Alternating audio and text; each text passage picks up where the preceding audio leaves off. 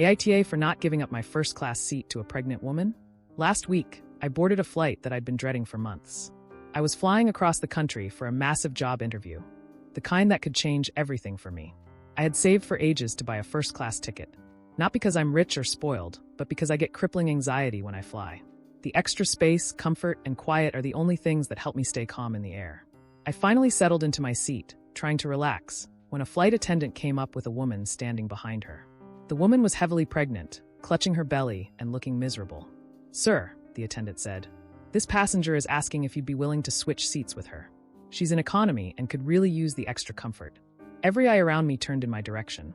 I took a breath and said, "I'm sorry, but I paid for this seat and I really need it." The woman's face dropped. The attendant pressed. It would mean so much to her. Again, I said no.